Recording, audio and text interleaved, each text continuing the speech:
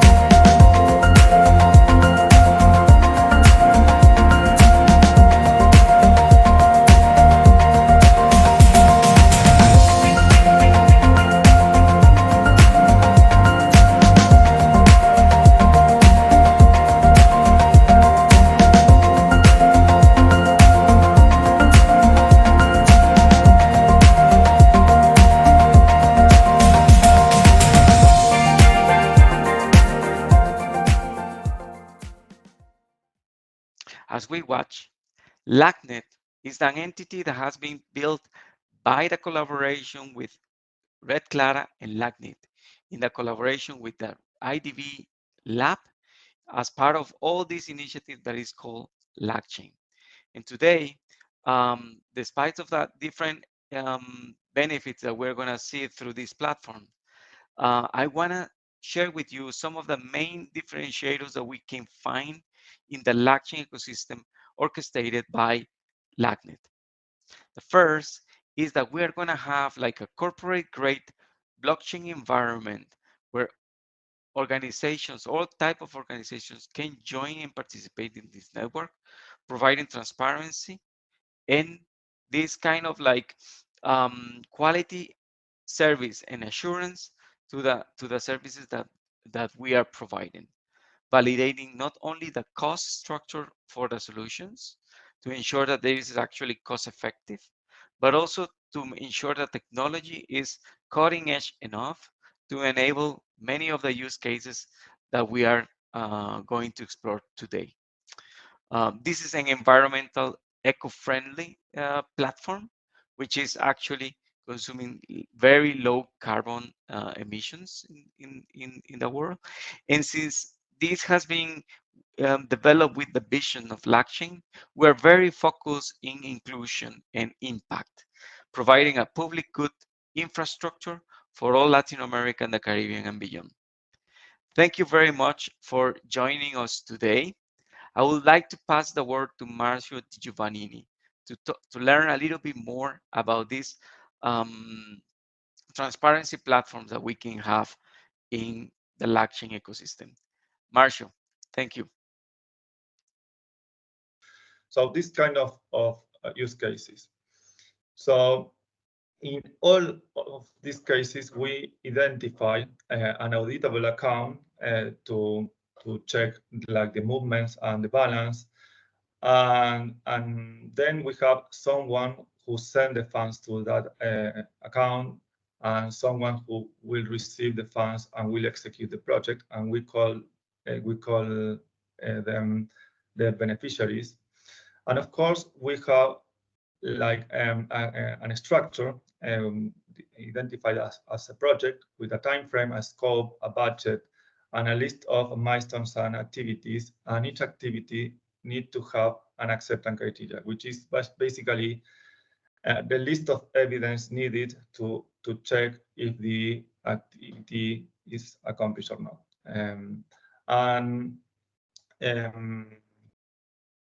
Of course, we need someone who audit the process. That can be internal or external from the organization. So how AGUA actually works? AGUA has two main phases for a project. So the project planning phase is where you can set up all the project all the project information, like the objective, the time frame, the account details, the currency, the stakeholders, the milestones, the activities with the acceptance criteria, and the budget. During this stage, every stakeholder will receive an invitation, and they will generate a digital signature that will be useful to sign every project event during the project execution phase, right? So when we finally publish the project, the platform will create a public landing page where everyone can see all the project details, the members with the public signatures IDs, the project progress, the milestones and activities, the cash flow connected to the audited account, and of course, you can go inside any activity and see all the evidence uploaded by the stakeholder. You can see that you have, let me check, for example, here you have two kinds of evidence, the transfer evidence to match activities with the account movements, and the impact evidence to upload real-world evidence to validate the expenditures. So if you have a specific role, for example, here I am the auditor. Here I am the auditor, and I can enter inside an activity and perform some actions. For example, I can review the evidence. Here I am reviewing some invoices. and approve them. I can approve them. Yeah. And now I can check that I have the enough evidence to match the acceptance criteria and basically sign the approval of the activity. This is a blockchain action, so it's a bit slow, but it's very secure. And it's actually making all information related to the event immutable, so no one will be able to modify or delete it in the future. So I want to remark that the rules that allow someone to sign something, some action, the rules are defined in a smart contract. So basically, no one can perform an action in the name of another person or with the wrong role. So the last part I want to show you is the public audit page, which is basically an external page where you can put the project identification and check all the project events. So, for example, you can see different project versions. Different project version. We can go to the, for example, the version 5 that corresponds to the auditor's action and check that he changed the status of this activity from interview to approved, and he also changed the evidence status from new to approved. So basically, anyone can access this page and perform an audit to check what actually changed between two events. So after this little demo, how you can use the platform. You have two options. You can go with a software as a service approach or a custom installation. The SaaS approach is with partners. We have some partners. You can talk with them. It's better for time to market. It's less expensive and less complex because you don't have to know anything about configuration. But if you need some specific needs, like, for example, a custom integration with a bank or with a financial institution, or you need some customization because you need to add a field or change the workflow, then we can help you here at Global because we have the teams to do that. And of course, if you have plans to go with this approach, you can also think about a cloud infrastructure because we have cloud images and we already have the smart contracts deployed on LACNet, and well, we have our friends from Launch Nodes that already have nodes from LACchain 2 available in Amazon Web Services. So this can be a good approach. So I don't have enough time. I hope you found this tool useful. And the final idea is to help organizations to enhance their trust with their communities. So I hope we can actually help. So thank you. And if you have any question, I have my email in this screen, or Blanca can send you after the meeting. Thank you, Blanca, and back to you. Thank you, Marcio. Thank you very much to Globant.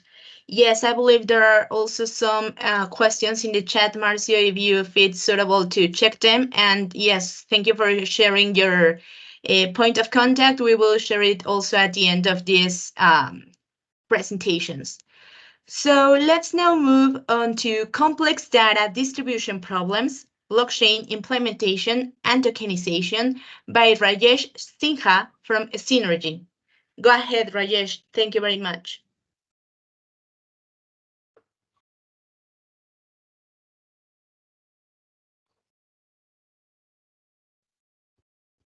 Just give me a couple of seconds and I'll share my screen if that's possible. Yes. Perfect.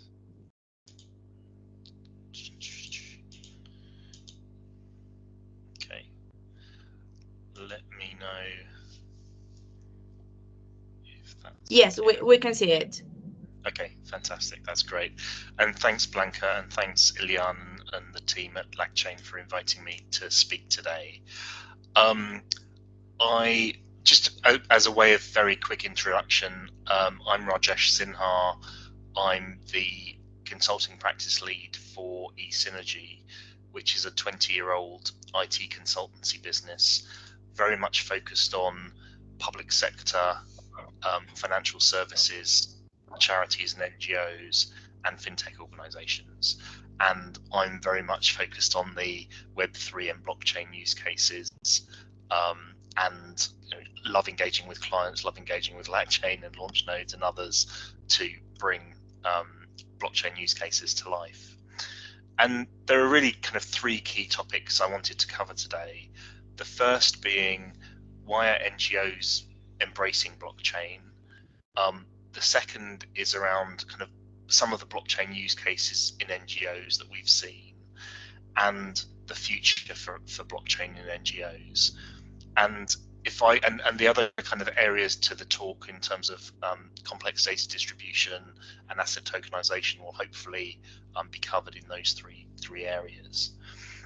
And what we found is NGOs are really embracing blockchain for the reasons that Ilian kind of laid out at the start. Here are kind of 6 of the characteristics of blockchains typically: the decentralization, the immutability, transparency, security, and the ability to have very powerful smart contracts.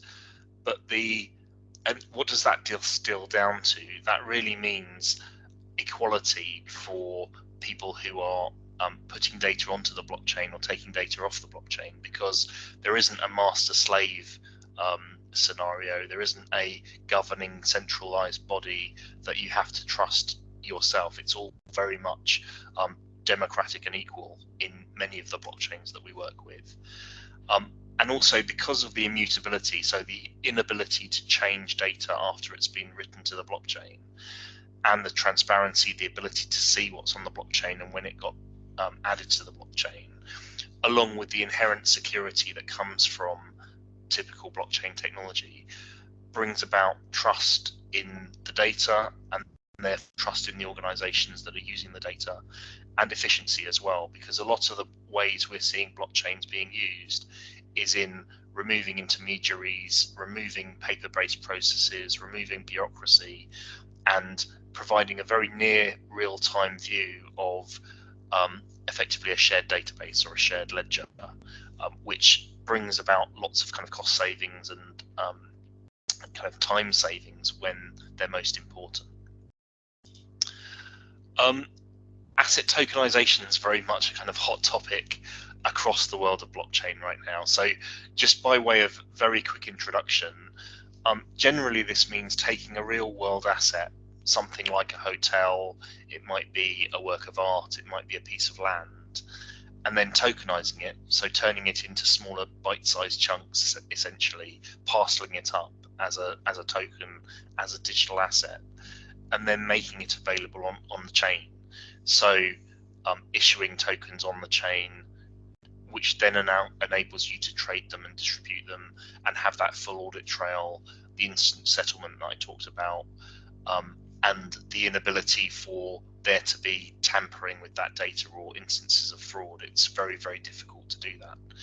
So all of those characteristics mean it's great for a range of different use cases for NGOs.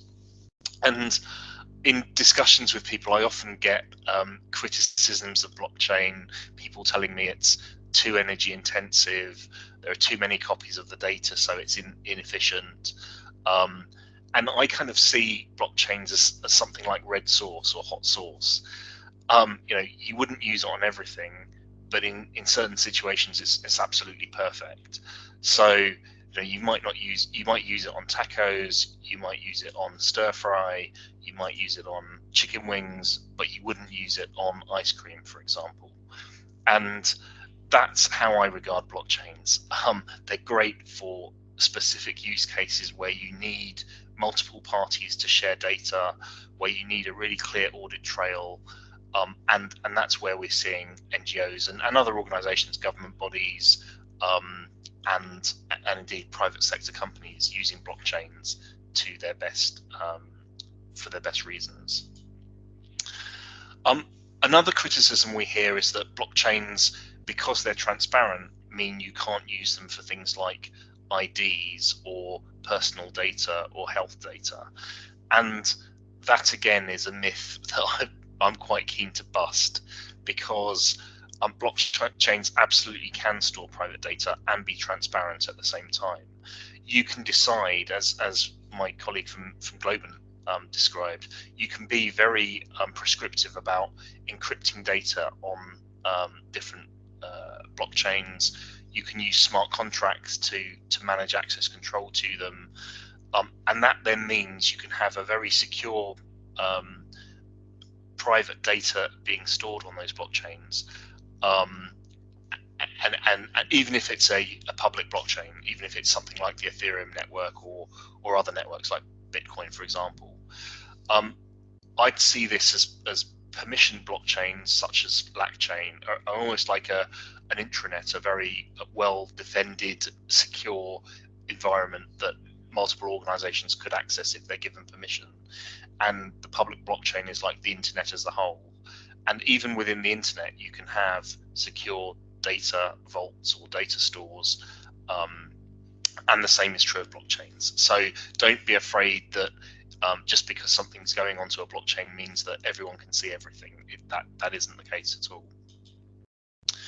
So some of the use cases that we see in NGOs really, for me, cluster into three key areas. One is fundraising, and what we've seen increasingly is pretty much every major charity has been considering, should they be raising funds in cryptocurrencies? Should they be doing things like selling NFTs in order to raise money? Launch Nodes will talk about impact staking, which they pioneered 4 years ago. And tracking donations, again, is something that blockchain is absolutely perfect for.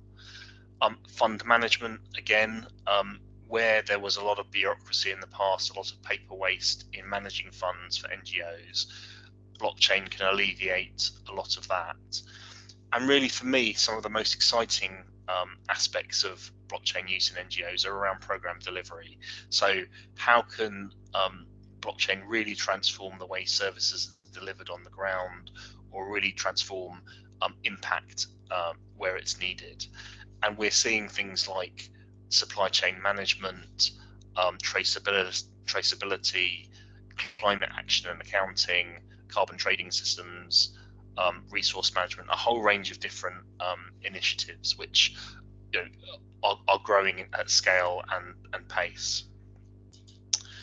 And to give you some kind of real world examples, there are lots of them, especially on the left hand side, fewer as we get to program delivery, but certainly around fundraising. There are many different kind of fundraising solutions right now.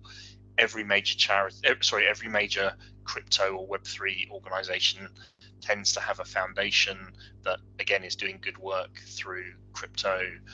And there are a range of kind of crowdsourcing platforms, crowdfunding platforms like Alice, for example, where people can raise money and manage funds for philanthropic causes. And on the right hand side, here are just 4 of the kind of projects that I've been interested in. So these aren't necessarily ones that we've deployed.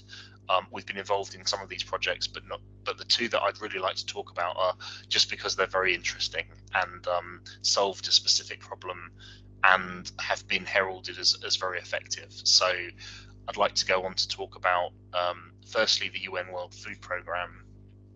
So the challenge here is, as you can imagine, when there's a disaster or when there's humanitarian aid needed en masse very quickly, there are a whole range of different stakeholders involved, different organizations, different charities, different government bodies, all trying to funnel cash, food, water and hygiene, medicines, shelter, and other things to the people that need it.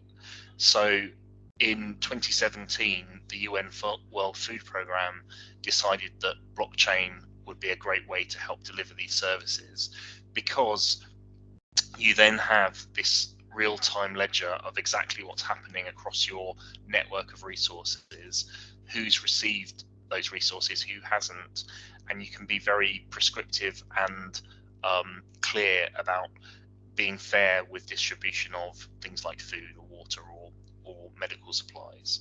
So the way this works is each individual or each family is issued an account, which is essentially a kind of digital account. And if they went to a shelter, the shelter would be able to say, yes, we recognize you, you're very welcome, please stay, here's food that you're entitled to, here's water, here's medicine. And the blockchain would be updated almost like if you had a credit card or a supermarket loyalty card with details of what you've received and what you haven't received. So you don't get the kind of double spend issues of people trying to claim the same resources more than once. And it's all very clear to all the stakeholders involved, whether they're supplying tents or whether they're supplying medicine, exactly what's happened with those resources, where they've gone, how they've been issued. So this has been a great program.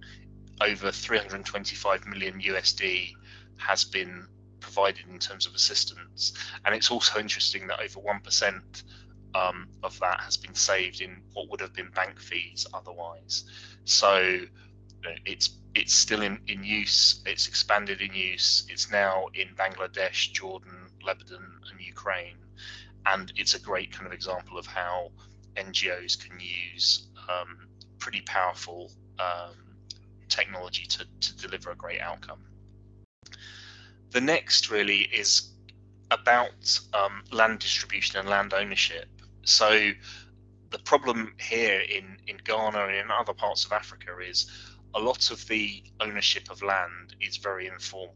So nothing's written down, things are passed down from father to son, mother to daughter. There isn't a very clear view of who owns which parcel of land, where the land boundaries are. It's not uncommon to come home on an evening and see a bulldozer there ready to dig up land which you thought was yours, but someone else is claiming is theirs. So, and the Ghanaian government's had been trying to resolve this for about 17 years before Bitland came along. So Bitland was a not-for-profit organization, and they essentially decided to help solve this problem through using the blockchain to tokenize land and to register parcels of land to individuals and to communities. And there were 3 steps to this. The first was a land survey, and what happened was they went around with markers and said to people, okay, please use these markers to agree as a community what the parcels of land are and what the land boundaries are and who owns those as far as you all agree. Then that would get reviewed and verified, and GPS coordinates would be attached to parcels of land, and a land title contract would be created with addresses and who the owners were designated to be. And that data would then go onto the blockchain as tokens. So you could then use the tokens for buying, selling, renting land, and having a very clear view of who owns which parcel of land, for how long, when it last changed hands. And this program expanded to Kenya, Nigeria, and other places. And now it's pretty common for governments around the world to be using blockchain to cover things like land registry systems, because it's a perfect use case. It doesn't have to be super fast. It doesn't have to be very complicated, but because of that shared ledger, it's very clear to see who owns which parcel of land and how long they've owned it. So just moving on to what I see as the future for blockchain and NGOs, and I'd be very keen to hear other people's views as well. I just see adoption increasing globally massively. So this is what we're seeing in the private sector as well, with financial organizations and others. We see this picking up scale and pace very dramatically. We're also seeing integration with IoT and AI. So the land registry piece, for example, there's no reason why data from buildings couldn't go onto a blockchain, AI be used to analyze data that is already on a blockchain. And we're seeing some of those use cases now.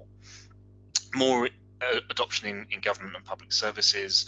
And again, 19 of the G20 countries already have plans for a central bank digital currency. And we're expecting that to, again, flow into other blockchain use cases, and increased privacy and increased innovative funding and delivery models. So in a very whistle-stop way, I've hopefully covered a lot around use cases for blockchain and NGOs, and also some practical examples and why this makes sense for different NGOs. And let me hand back to Blanca on that basis. Thank you. Thank you so much, Rajesh, and thanks to Synergy as well. We will continue reading your comments in the chat. Thank you for staying with us. And now it's time for launch notes with the topic regulated blockchains and blockchain infrastructure. Go ahead, JD. Thank you.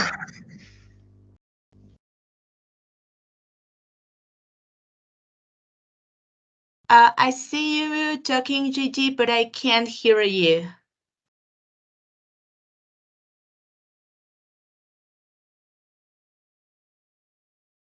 I don't know if it's just me or Ilan. Can you hear him? No. JD, it's like you're on mute.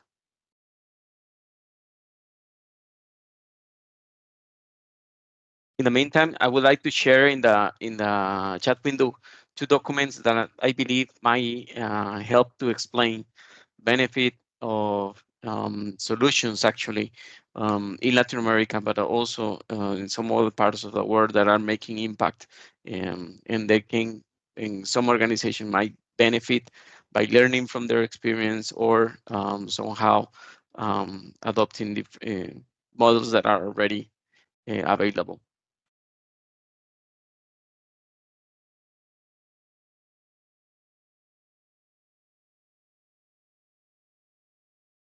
Yes, thank you. And I see also Marcy is answering your questions over there. If you have anything to ask from Rajesh, we're all reading you from the chat, and it's really interesting for us to know your opinions, your doubts, and to interact, because this is a great ecosystem, a robust ecosystem, and thank you for joining us so as to continue sensibilizing about the adoption of this great technology.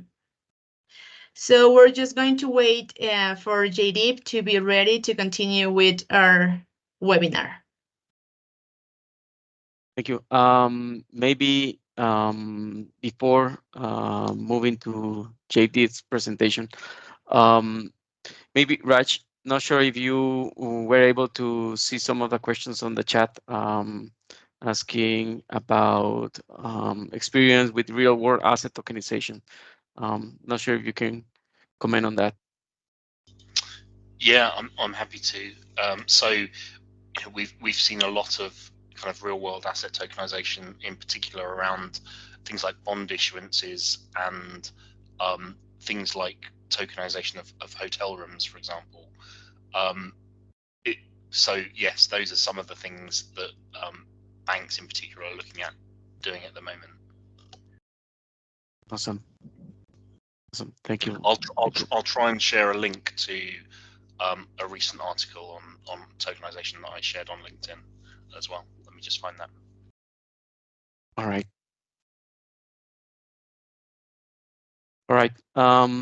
Marcio, would you like to explain us a little bit of the experience that you had in Argentina and US with the platform that you were able to deploy?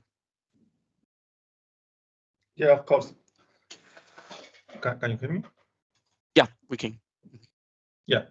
Well, we have different cases, but for example, we try to send some crypto overseas, so we use the platform to track these funds with an organization called Unison Youth, which is an organization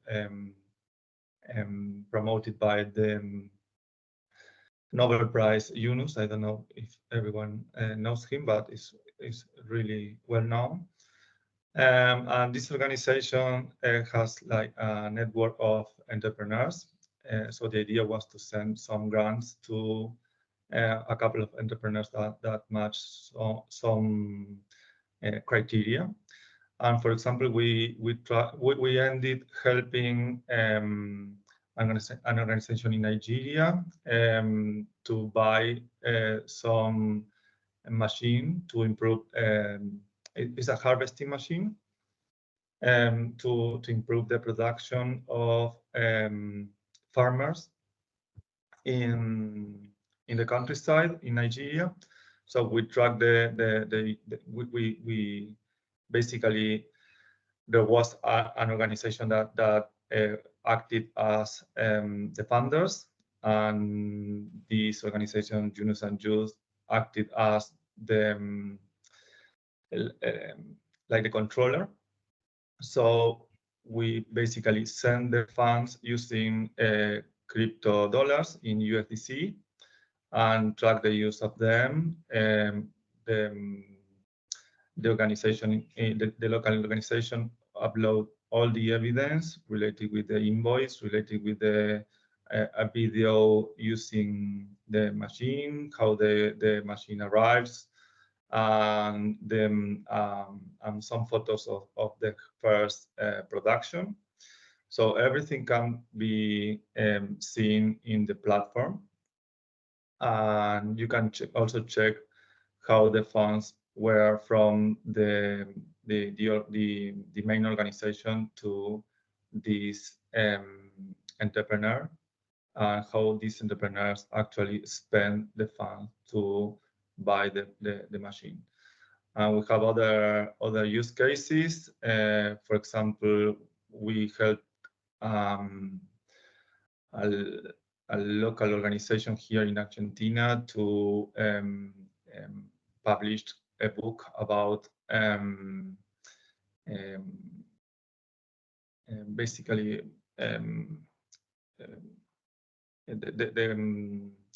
I don't know how to say it in English. It's like the problems with women in different environments. So we help them sending funds. They had to present a plan, and we control basically how they hire the editor, and how they hire the printer, and how they finally print the final edition using those funds. Awesome. Yeah. Awesome, Marcio. It sounds really interesting, and I'm sure our audience is willing to know more about it. So thank you also for sharing, and for sharing your email address so they can reach to you if you're okay with that. Thank you. Yeah, sure. And I see Jaydeep already in the call, and he's holding his hand up. So hi, Jaydeep. Thank you very much for being with us again. I don't know if you can please try to talk to see if we can hear you. Awesome. Can you hear me? Yes, we do. Which is Okay, awesome. wonderful. Thank you. Apologies for that. Firstly, I would like to make sure the conversation I have is shorter than Rajesh's and Marcio's, because they cover great material. The thing I'd like to talk about is the idea that I think Rajesh and Marcio talked about, which is the real world. And the real world is very much where NGOs work, and the real world has regulation as part of the solution sometimes, and part of the problem that NGOs have to work through in driving their social impact. And I think that what is so important to understand in some of Ilian's opening remarks is about what LACNet and LACChain represent, and why our interest as an organization is so focused on what LACNet and LACchain can be. And regulated blockchains make it easier to do things in the real world. Decentralized infrastructure, which is what we believe in, on blockchains that require a permission, allow you to, to come onto the blockchain, you need to be authorized, you need to be deemed as a good actor. It helps good sharing and also legal safety. The thing about these things is that they are not cool. Cool is permissionless, unstructured, Bitcoin, Ethereum, and we work in those spaces. I think it's important to say that we Launch Nodes is a business that enables the solo staking of Ethereum, which right now sits in a, can we go to the next slide, please? Is that, can I do that? I think I can actually, sorry. Oh no, I'm just zooming in. Blanca, could we go to the next slide? Or is it Rajesh who's, I'm not sure who's. Yes, it's Daniel, and yeah, thank you, Daniel. So we work in a permissionless world in Ethereum, and the absence of regulation is a huge challenge. And it's a huge challenge in capital markets coming into embrace cryptocurrencies and blockchains like Ethereum. But it's also a really difficult thing when working with organizations in the way that Rajesh talked about that could really benefit from the functionality and capability of blockchain. And all blockchain is a shared database in its essence. And so what LACchain and LACNet represents is the ability for an NGO who's working in the real world, who's receiving real donor money, as Marcio pointed out, that having received the money, we need to verify transactions. It allows for an NGO to consider putting data onto the blockchain because you're not in this permissionless world. You're actually on a chain that has, and could we go to the next slide, please? Sorry.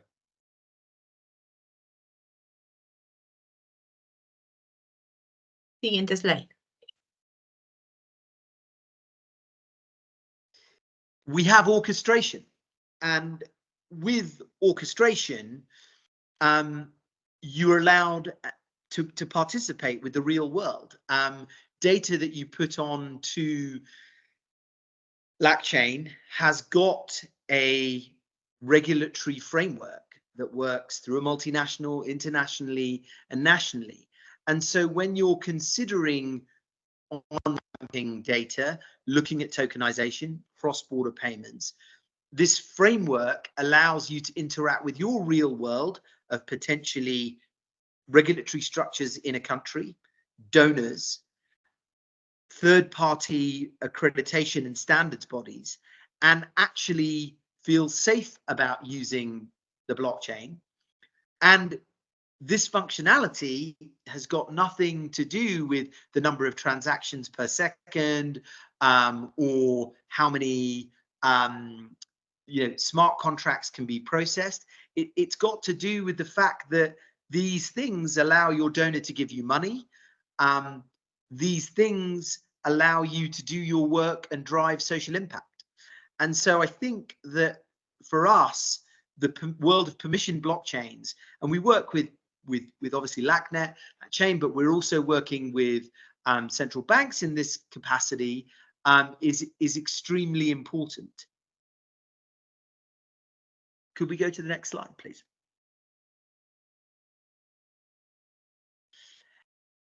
And so when you're looking at considering as an NGO using blockchain as a technology, I strongly encourage you to leverage LACNet and LACchain in the context of a legal framework is really useful functionality. Safety and compliance is also useful functionality. And the idea that you bring on data onto LACchain, but then you also bring your ecosystem onto LACchain in a permissioned way, it is really, really important. And I think that goes to the broader point of what I kind of would like to sort of make the case to those NGOs looking at blockchain technology is that the functionality isn't always technical, and that's really important. Could we go to the next slide? So what does launch nodes do in this? I think we've heard from Globe and eSynergy about the applications they're building, the services and the use cases that are there. What we do, and our role, is to provision the infrastructure that allows you to connect to the network, and we do that on AWS. And increasingly, we will see the requirement to do that on servers in your own countries where you operate, or where your donors operate, or where the work you do sits. And so leveraging both public cloud and bare metal to allow you to connect to LACchain and LACNet, the LACNet ecosystem is what we do. And again, just to point out that the functionality you hear about in these presentations about blockchain is often about transactions per second, smart contract functionality, Ethereum virtual machines. What we're saying, and what I think is so important to acknowledge, especially in the context of NGOs, but actually in all contexts, is a regulated environment in which to work allows you to go faster, and in certain instances, deliver more value. That's it from me. Any questions?